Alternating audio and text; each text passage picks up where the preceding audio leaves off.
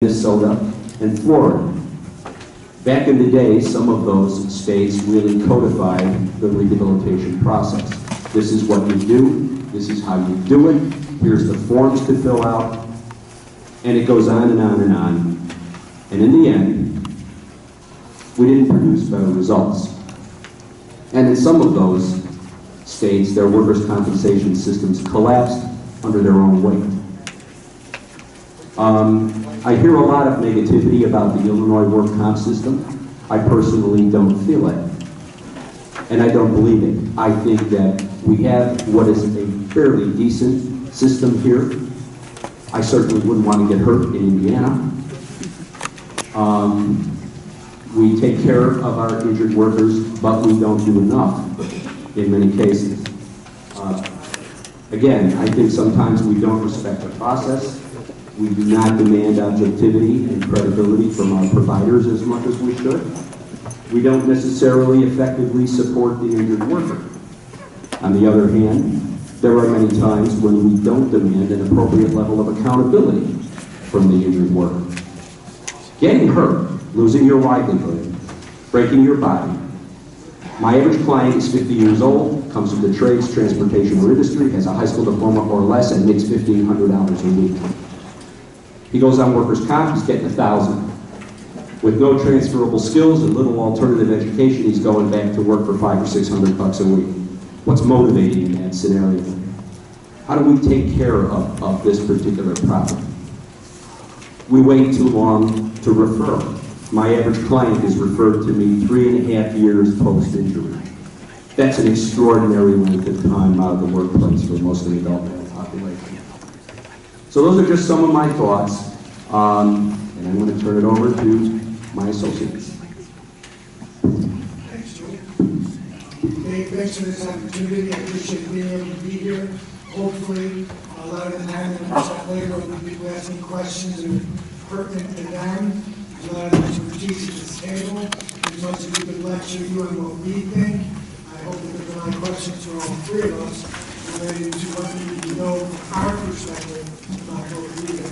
By way of introduction, as Dave requested, my name is Stephen. I received a bachelor's degree in rehabilitation counseling in 1979 from the Illinois Institute of Technology. Since then, I've worked assisting individuals with disabilities through medical case management and vocational services. I started MDS rehabilitation in 1981 for the oldest corporation in Illinois. It has medical management, vocational services, forensic services, and disability management services. I still carry an active caseload of about 14 cases that I actually do vocational placement work every week. I had a meeting this morning with a client to teach them job seeking skills. So I'm practicing rehabilitation counselor. I also carry about 8 or 10 civil files at all times. So that is where my focus is. I look forward to Good afternoon. My name is Caroline Bortnight, and I'm a vocational consultant with Triune Health Group. I want to thank the committee also for having us here. It's a pleasure to see all of you. I am a master's degree also and a certified rehabilitation counselor at the CRC. I've been with Triune Health Group for approximately 18 years. We provide services for workers' compensation cases and personal injury. Triune Health Group also provides medical case management services. Much of the vocational consultants' caseloads consist of injured workers. Also, we do ergonomic assessments, job analysis, vocational testing, job seeking skills training, career counseling, etc. A couple of topics I wanted to touch on today. We're seeing a lot more labor market surveys recently and more blind labor market surveys that are coming in from insurance adjusters and from attorneys. We're seeing, because of the economy, the cases are settling faster, and people are in job placement a little bit less time than it's been in the past 6 months to a year as the unemployment rate is low. So I just wanted to discuss regarding a case for either a blind labor market survey or a labor market survey, some of the information that is helpful to get the best results possible with that type of report. we would like to have a copy of the job description if possible. The job description allows us to have a concise description of the job that the intern is for. It includes the requirements of the job, the physical demands of the job, the work environment of the job, and the personal protective equipment that is worn. The other piece of information that we like to have is a functional capacity evaluation if we're asked to do job placement or a labor market survey. The functional capacity evaluation is used for a variety of reasons.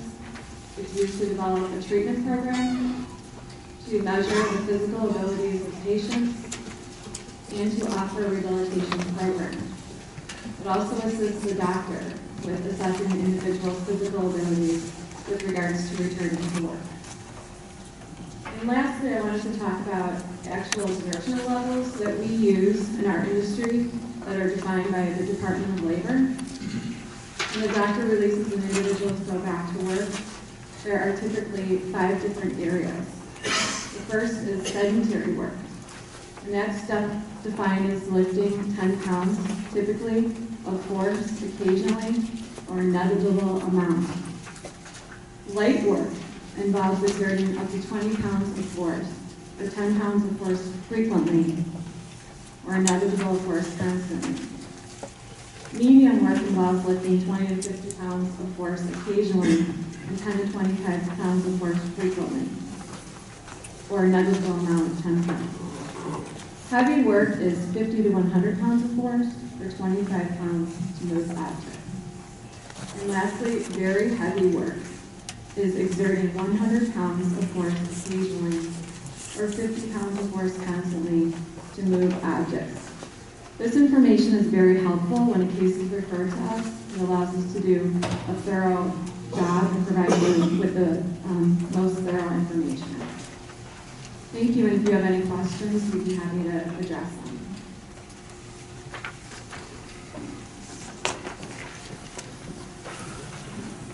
All right, so we'll throw it open to some questions right now. I'll get the ball rolling if nobody minds. So we've talked a lot about, in this room, these temporary transitional employment programs, TTE programs that we see, and sometimes those programs involve petitioners being assigned to do work for not-for-profit organizations or other organizations who are not the employers, and one of the ways that that is tried to be justified is that that's really some type of vocational rehabilitation program. So without prejudging any particular case, I'd like to hear the panel comment about these TTE programs and maybe what you think makes them either bona fide programs or not so bona fide programs, and how they work. So, anybody like to volunteer to go first?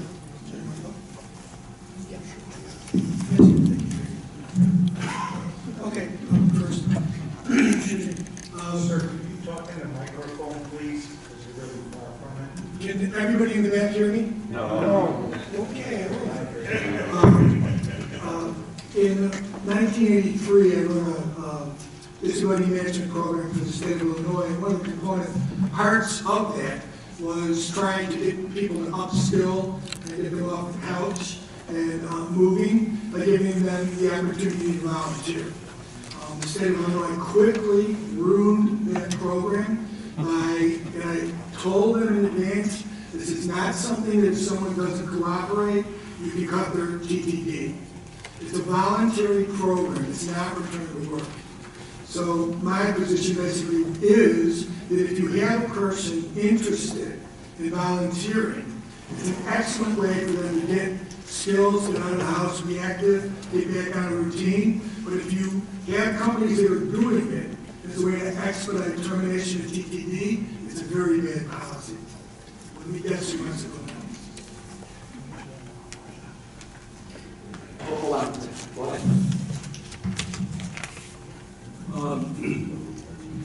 I guess the way that I look at this, fundamentally I agree with that, but I think there are some things that we need to consider. The first thing is that I think the injured worker is entitled to an evaluation. If this temporary transitional employment is some substitute for light duty, and the intention is that we're going to bring the petitioner back to work, then okay, I guess.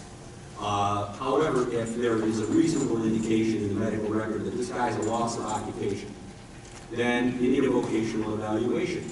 We should determine whether or not that's the case. And then everything should be done, as far as I'm concerned, within the context of a rehabilitation plan.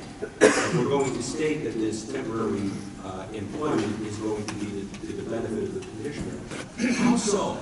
What specific skill sets are they going to get out of that? All right, is this an internship to train them for a job?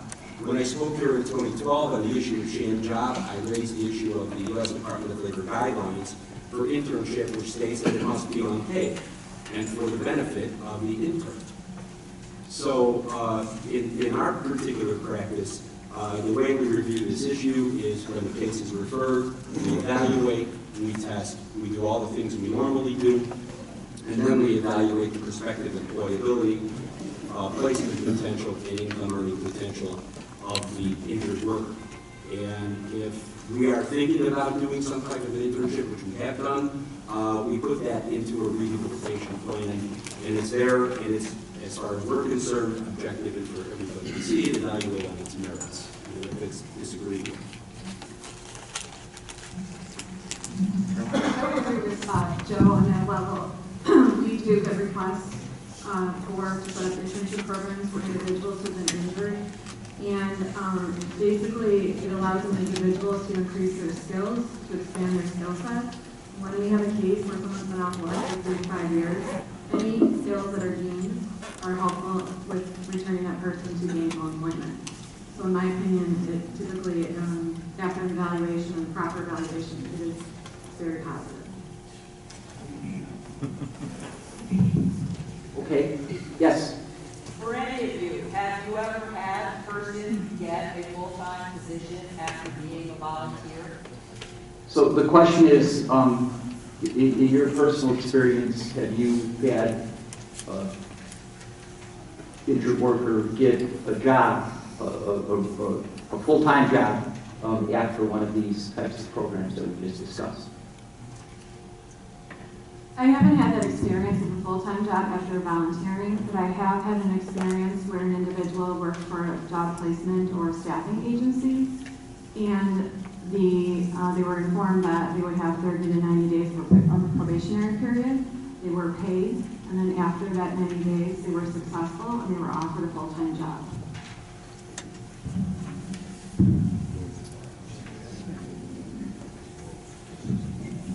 You know, again, the answer to that question is all about context. We placed out of our firm 25 full-time professional municipal building inspectors utilizing such a strategy.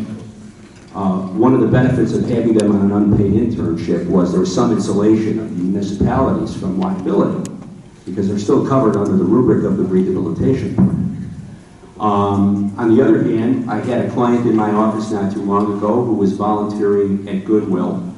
We clocked him as having wage earning potential much better, someone with a great construction background that we felt could have been rehabilitated to a far more lucrative job, who elected to take the $10 an hour job with Goodwill after it was offered to him because he was there on transitional employment. Kind of an interesting outcome. How many jobs do you think a person should go through before he's off this program? Is it 100, 200, or is it just this amount of disability? So the question is, you know, what's a reasonable number of job applications to make in your experience? There is no number that I would give.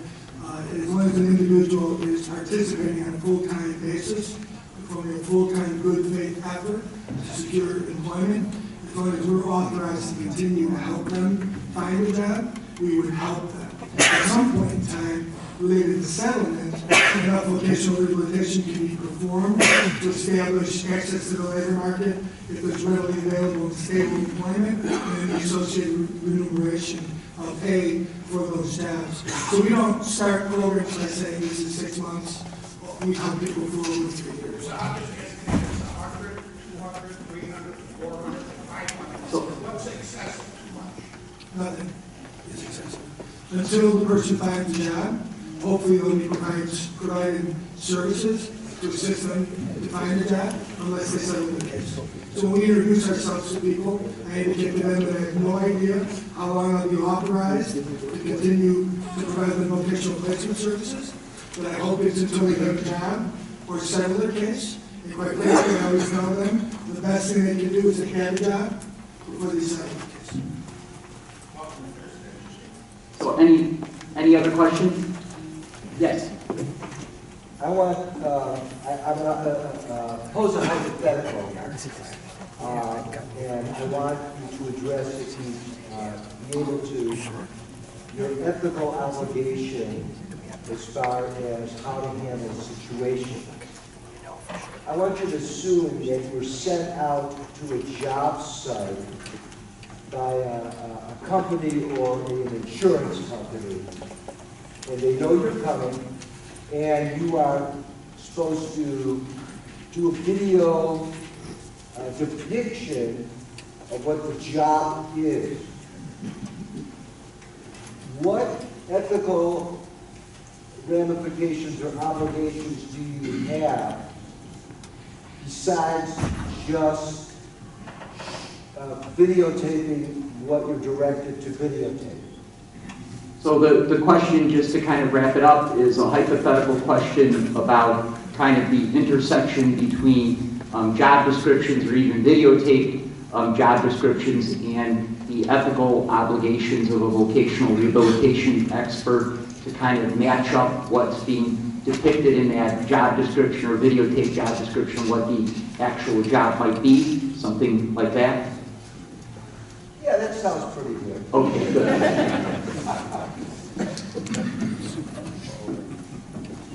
In that situation, of course, we use a video to record the job, but we also usually meet with a human resource person at the company, and we also meet with a supervisor or someone that is in charge of running that position.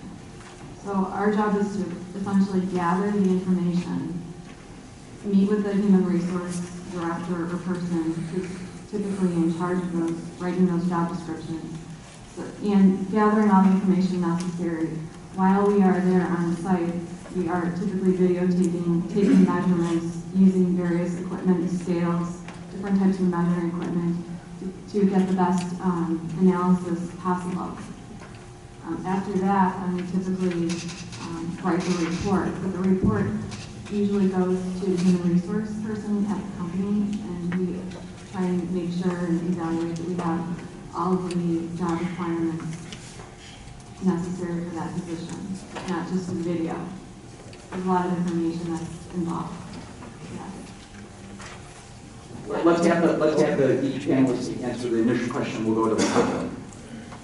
Is most of you astute attorneys deduced already from the question, the issue related to this is the validity of the video related to the actual tasks performed. What we try to do, people are represented, we always say black, is I always request that the individual who performed the job be present for the evaluation of the job, because I know it might be a surprise to some of you. I have had occurrences of doing this, and the full job was not presented to me as it was actually performed by the individual.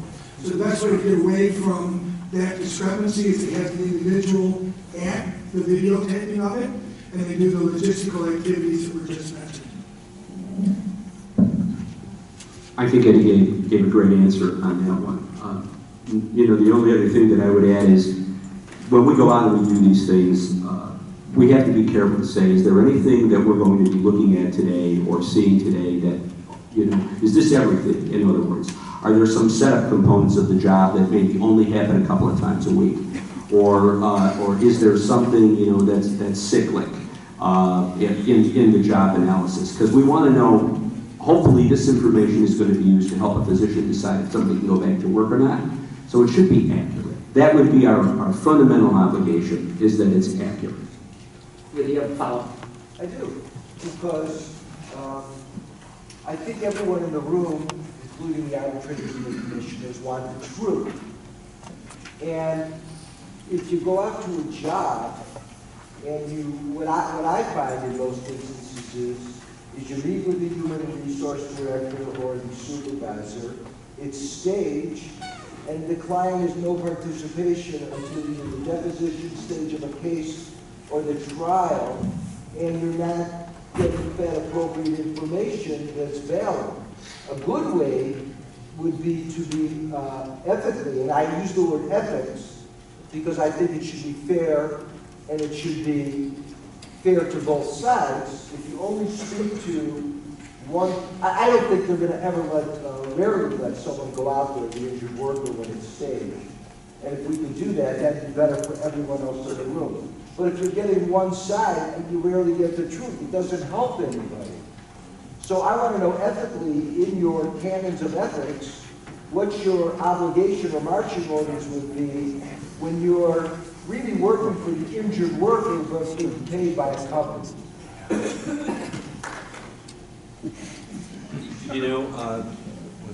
Listen, that's a challenge. We don't always have the injured worker available to do that. We have to let the person know that we're doing, where we're doing the analysis, that, look, we need to have all of the information. I understand where you're coming from. I have to tell you, in my personal experience, I never felt or had any hint that any of the organizations I was doing this with were holding back on me.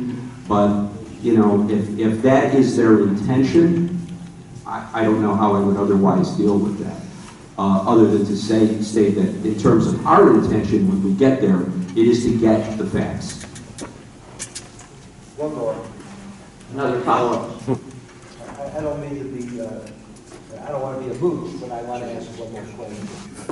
In light of the fact that a person has a history, I guess the big question is this. Can you question them when they get, because they usually set it up that you know you're coming, and the air is immaculate, the factory never looks so clean. And you're there, and you're watching a demonstration job, and it's a production job, and you know the person is maybe running 1,000 sheets, say, on a roll an hour, and they're showing you this job that's like slow as molasses. Can you ethically say, hey, wait a second, what about, it's 1,000 sheets an hour, this way we're going to do 30. Can you do that? Can you go there and say, look, I got some questions about how you're showing me this. Can you, ethically do that?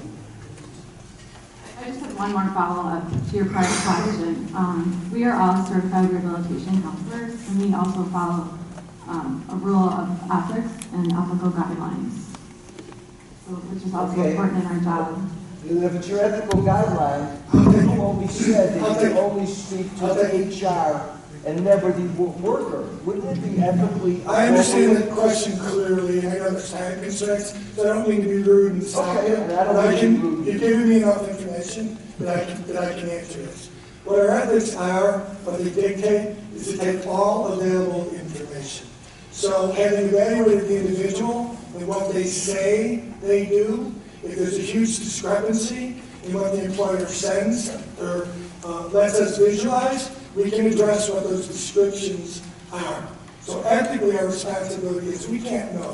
If the client says, for me, being the diminished capacity injured worker, that they do 1,000 sheets an hour, and the employer shows me 30 an hour, I can write in my report that those are the two things and that they don't mesh. What if you don't get all the medical records? So, sir, we're gonna take another question from a member. Yes, John.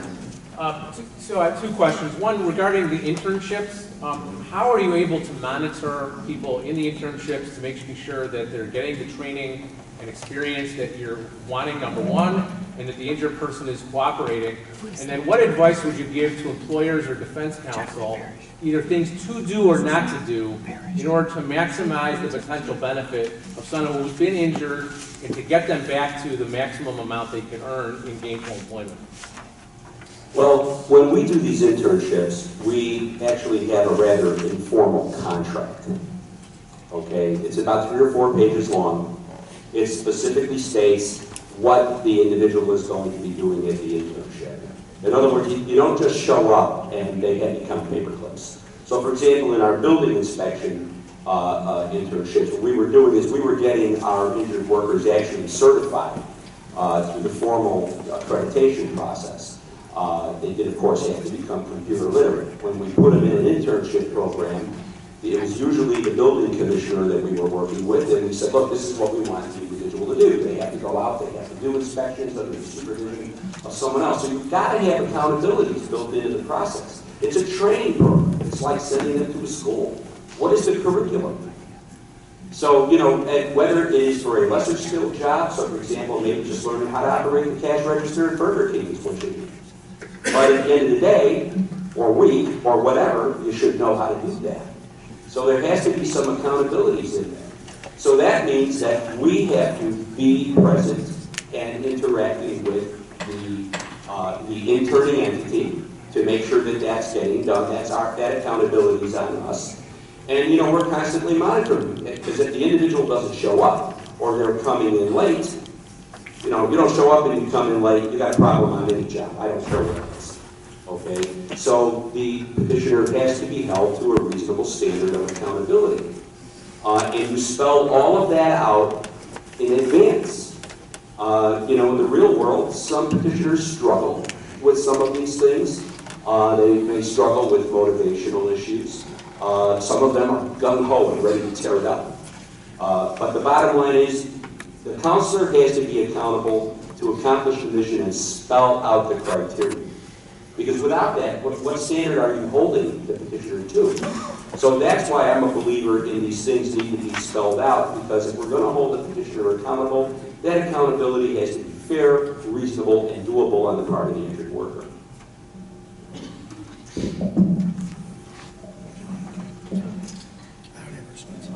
Go ahead. Do you have any advice to give to employers or defense counsel about what to do or not to do in order to, when they're in a situation with an injured worker and want to get that worker motivated in a position where they can maximize their earnings post-accident? Are you talking in relationship to these volunteer training programs? No, just in general. Once someone's at MMI, they can't go back to their old job, there isn't a position at their old employer, and now we've got to find them an alternative employment situation. Excellent question. One of the things that you all need to remember about the people sitting here is we're certified rehabilitation counselors. And what you're talking about is our ability and our responsibility to counsel people and help them understand. When I deal with skilled tradespeople that have never, ever looked for a job, teaching them the job search process is much more difficult than someone that has 7 jobs in their work history and applied for, pursued employment, applied for, and been picked over other potential employees to be an employer. So we have a responsibility to counsel people and help them understand that we're the best part of a bad situation. And it's very hard when we deal, let's say, with iron workers. $90 an hour, or whatever it is, 90 plus with their benefits. And then we're saying, no, but really, you could be a welder, and you can make $12 an hour, because the unions are local. So that's very hard. It's our responsibility to help them understand that is the situation they're in, and there's consequences. Not a threat from us, but there's consequences if they don't participate in the self-directed job search program and help themselves. And then the other thing I tell them in the past is that, you know, the best way to never see me again is to get a job and get their settlement and move on in their lives. But people are upset and want to cut their nose off despite their face because of the way they've been treated. If you can't counsel that person and move them to a better position, it's going to have a very negative outcome for a long time.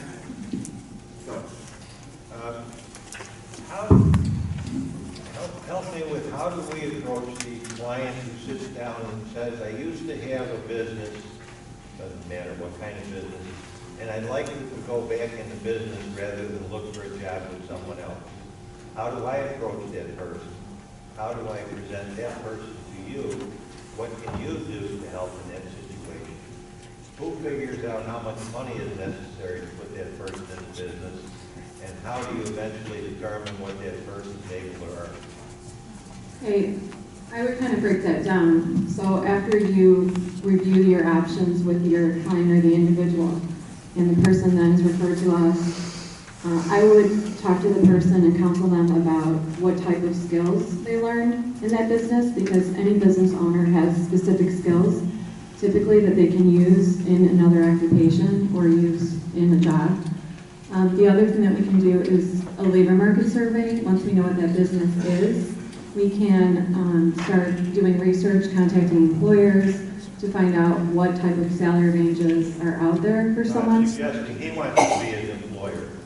He wants to go back in his own business, mom and pop store. Sure, and again, the labor market survey or vocational research with the Department of Labor would also provide us with salary information if that's what you need for your case. And it would also provide us with information so that we can set forth some goals with that individual. Typically, anyone who has their own business has some type of skills that they can use or have learned running a business. Yeah, I'll tell you what I've done, because I've encountered that several times. Where someone said, look, I really prefer to be self-employed. And for me, it still all comes down to the starting point. I need a good vocational evaluation because I really want to understand the history, and building on what she's talking about, I want to know what skill sets you have to have in order to do the work, and do you have them? The other thing is, the last time someone did this to me and said, I really want to do this, I said, well, what are your objectives? What's your plan? And I literally took them over to Triton College, and I walked them into one of the departments there where they do training for people, who want to go to junior college and learn how to write a business plan. So write a business plan. Go through the coursework. It's not on a semester or whatever basis. You just go do it. Some of this stuff is non-credit. Come up with a business plan. Come up with some cash flow statements. Come up with some proposed P&L. I want to know how you're going to market the business. These are all things I got to do.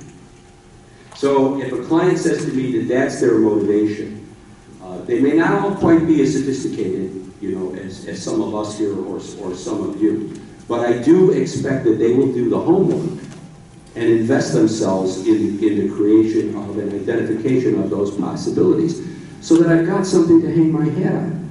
Otherwise, at the end of the day, if they don't have an employment of any kind, we did nothing. The only thing I would add to that is the critical variable. What business is it? Is it something that the economy needs, where there's going to be work, that it's actually a viable program? All the coloring that was done related to, in essence, the national T variables of the viability of the program, all relates to what is it you're going to do. If you're going to be another pizza place on a different corner, it's much less viable than, let's say, a cybersecurity expert consulting business. Both of them, any examples all have the same problem. How do you settle a case when you don't know what type of earnings the person's going to have? They would have to agree to the information Carolyn was talking about related to what LMS's Labor Savings Time or Bureau of Labor Statistics. Have you done any kind of analysis to kind of figure out the average cost of what it costs of what you earn per person when you rehabilitate, whether it's $80,000, $6,000? So the question is, what is the average kind of cost per claim for rehabilitation expert? My purpose in asking this, though, is because it seems to me with this economic analysis, it might be better off just sitting down at the beginning and say, why go through this whole process, especially if there's the adversarial process going on? Why not sit down and figure out what type of money it would cost in order to settle and let them go out and do what they need to do to either set up a business or do something else? I think that's a good point. And when we do receive a case, our first step typically is the initial vocational interview. Then we also do the initial vocational evaluation, which Joe has mentioned before. And in that plan, we outline various options. We review our records, we meet with the claimant, and we would outline the steps necessary. And after that plan, you would have a better sense of, we would have a better sense of, is it worth it is it reasonable to provide vocational services to this individual? Is it reasonable to settle the case? Is it reasonable to move forward? So the plan is initially the first step, and that basically we kind of have different options available that we then review. To try to more directly answer your question, I don't know that any of us have ever evaluated a per referral amount of income on a case. I've worked cases that are 6 months, I've worked cases that are over 3 years.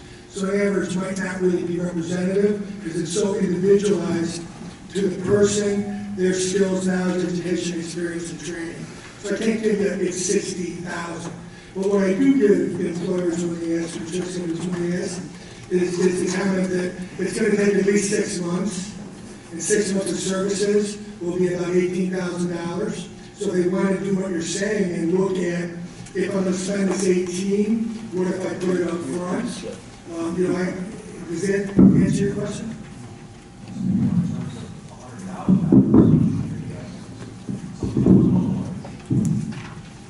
Well, you could be talking about a lot of different things. I can tell you one of the advantages of having obsessive compulsive disorder is that I know numbers about my business. I can tell you how long my cases last, how much it takes, and I can tell you by the time of closure in any given year. All right? But Eddie threw out a number, 18 Gs, 6 months. Does that mean that there's no $50,000 case? And what are we going to spend that $50,000 on? Are we talking about training and education outside of what Mr. Stephan may have to do? How labor intensive does he have to get with a particular claimant? Is a claimant who initially appears uncooperative?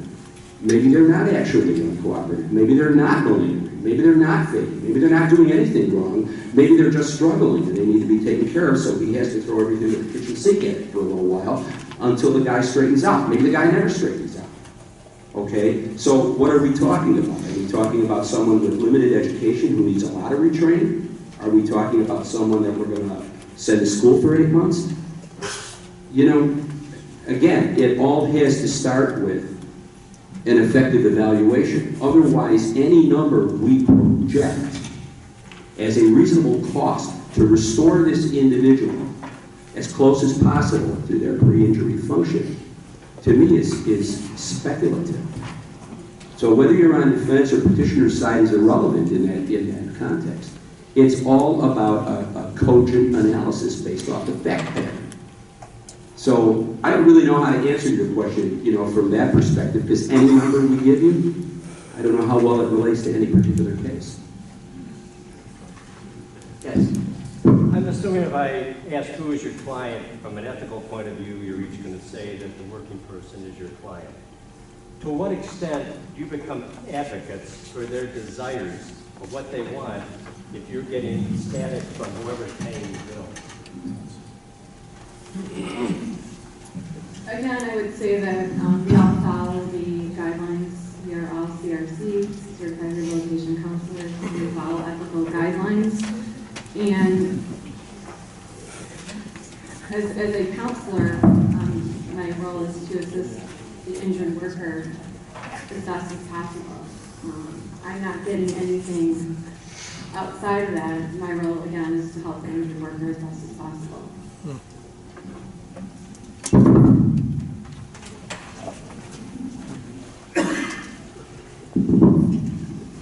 I have a situation right now where I had a petitioner who was injured, got evaluated,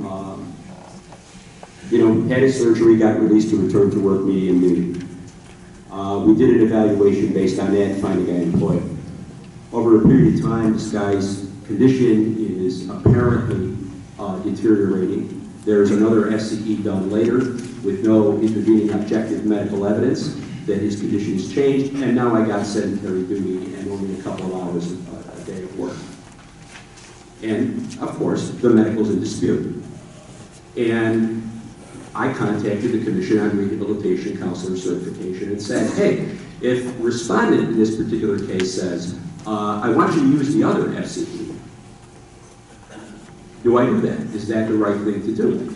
Interestingly, I got a response back from them, and they say, well, you know, you can make your judgments based on your business interest.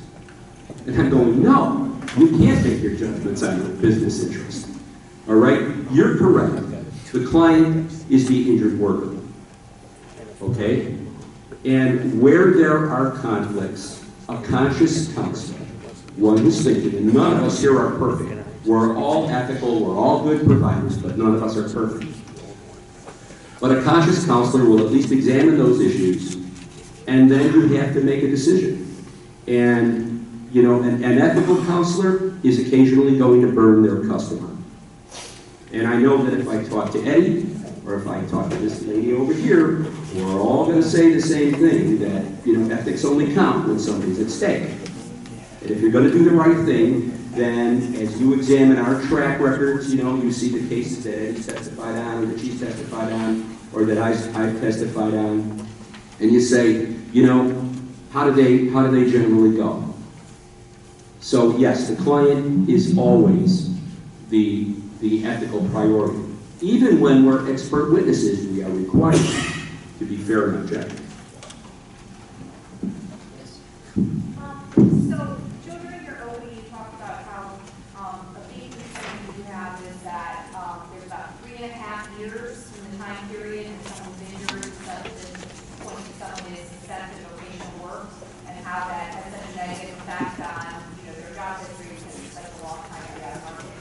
Is there anything that can be done? Because obviously employers usually cannot start the vocational process until they've been placed at MMI, had an FCE, and given permanent restrictions. Is there anything that can be done to make that process occur? Well, you know, we used to have the 120-day rule. You know, now it's the 365-day rule. Okay? But nobody ever follows it. I mean, listen, it's not hard. You know, if you got a guy who's drywall paper and he falls and he you know, he's got bilateral calcaneal fractures, you know, he's not going to be standing and walking in. You know, we've got to get on these cases early. The lost time, guys, is an absolute killer. You know, I can't tell you how many employers we encounter who say the biggest problem with these guys is obsolescence of skill sets. They're out of work for a long period of time. And the deleterious effects on motivation and self-esteem and everything, these are real factors that injured workers contend with. Depression, fear, okay? This is real stuff. And it has an impact on the case. So, you know, my thing is, all the statistical data we have, every study that's been done shows that early referrals saves dollars. So much so that the last professor I contacted at George Mason University, premier in the business, said, we don't even study it anymore. And we can show the savings documented, state by state, but we don't do that. I can give you specific examples of that. I've had cases that are referred where the injured worker does not have a GED, and if they are in physical therapy, and there is going to be a long time before they're released to go back to work, starting on a GED program or doing some online coursework while they're recovering is important, would be helpful. Someone who doesn't have very strong English speaking skills, is possibly Spanish speaking, they can start taking ESL classes or getting some tutorials on their computer at home. So things like that are helpful where the case is referred to us. There are both petitioner and respondent attorneys in this room that have referred cases to us prior to the FCE, that we could start doing our evaluation, make a resume, start teaching job seeking skills, individuals' rights under the Americans with Disabilities Act, to get them ready when it's very foreseeable that they're not going to be able to return back to their full-blown job functions. So people can be proactive, it's just in your situation you have to advocate for that. Whichever side you're on, you need to advocate that that is what happens. And there are people out there that are motivated to do that. Dave, go ahead. Just this scenario. You have a person out looking for work under vocational guidance, they get a job offer at one of those lower paying jobs. So you get this response, we'll take that job, but we want you to continue looking for a higher paying job. What are your thoughts on that? Logistically, how do you explain that to the client?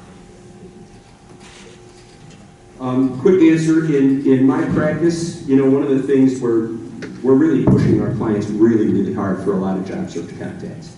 And one of the things that happens in that context is you don't know the order or the sequence in which job offers are going to come. Sometimes you get the low ones first.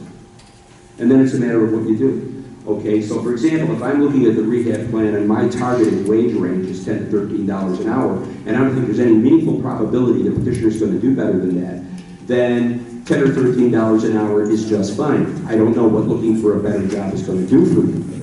All right, on the other hand, if the petitioner can get a better job, and I've got indicators in the job search that he's reasonably effective at getting interviews and maybe getting to be one of the top 3 candidates, then I have and I will counsel the client to reject the lower paying job offer and wait for the better one, but do the work to get it. And more often than not, that results in getting that more lucrative job. But you've got to understand your circumstances, and if you've done your homework, you're going to know that that job offer is too low. You should know that as the counselor. So, and again, that's where you have to say to your customer, no, my recommendation is they wait for the next job. If the respondent wants to do something else, that's where they come in.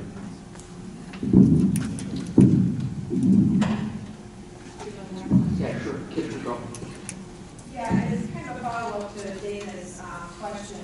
I heard a couple of you respond that there are, or at least one of you, that there are either respondents attorneys in this room who would recommend that vocational rehab be started prior to the final FCE and the final work restriction, because there is an advantage to that. And I think it's a great idea. But in your experience, how often are workers' comp insurance companies willing to give the go-ahead so that they can actually take place, rather than waiting until you know all the final results of everything, as far as final work restrictions, etc. How often does that happen? I'm curious.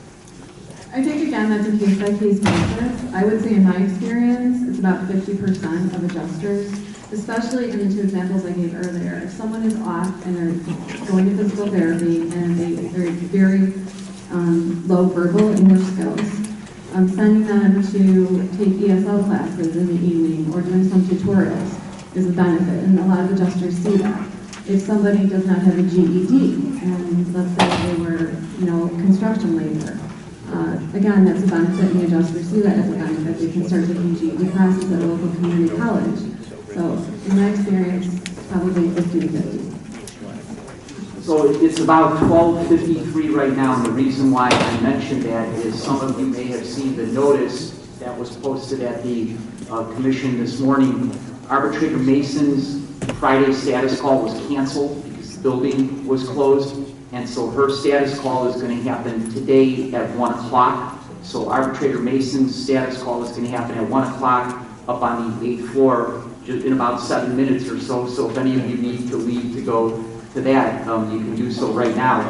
And then my understanding is that Arbitrator Sieko's status call is going to happen immediately thereafter, or as close to 2 o'clock as possible. So Arbitrator Mason's call is at 1 o'clock, which is in just about 7 minutes, and then Arbitrator Sieko's status call is at 2 o'clock, or as soon as they can start. So, yeah, Mark.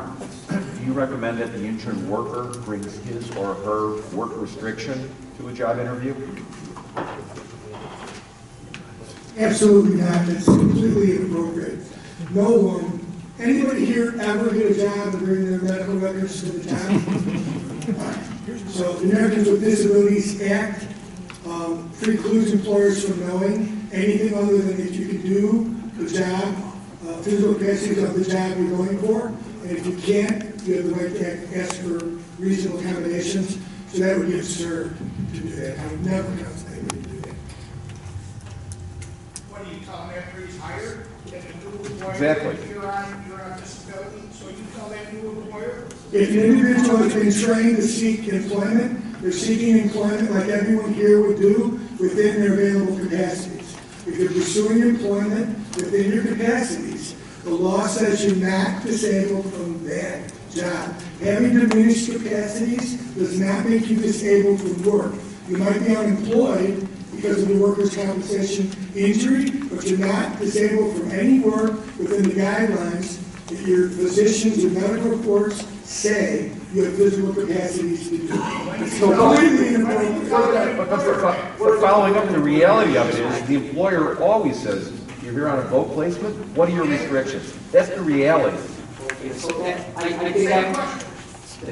think that was more of a statement than a question. So we're just going to, in order to try and accommodate everybody who has questions, we're going to try and get to as many questions as we possibly can. So go ahead. Yes? What in your workers' compensation study, what's your percentage of success rating in places? Well, you know, it's going to depend on what you define as success. Because the fact of the matter is that not every petitioner is going to go back to work. Okay? In my practice, I can tell you we probably put 50% of our clients back to work. Now, that may sound pretty low. Oh my God, you know, you only, you got that's your batting average? Okay, but on the other hand, a certain percentage of our clients every year, and I track this on an annual basis, elect to settle their cases. They come into voc rehab for a little while, they've had enough after about 2 weeks, they're done. Okay, a certain percentage of my clients will go back to medical treatment. If surgery was recommended, they said, no, now the vote is there, and all of a sudden they want a surgery. A certain percentage of my clients every year are going to fail to cooperate, unfortunately. That's what they do. Okay, and I can't help that, all right? So it depends on how you define success. So the only real context is to evaluate for any one of us what actually happens in our particular practice with the injured workers who are referred to us.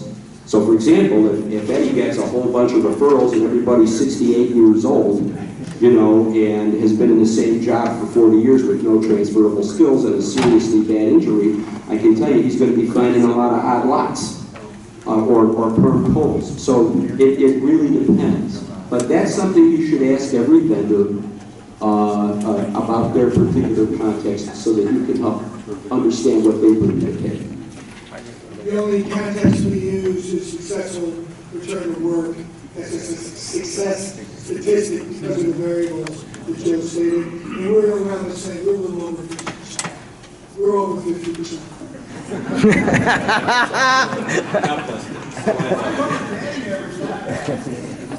I would also agree with that. We're probably around 60%. And that's variables that impact someone returning to work.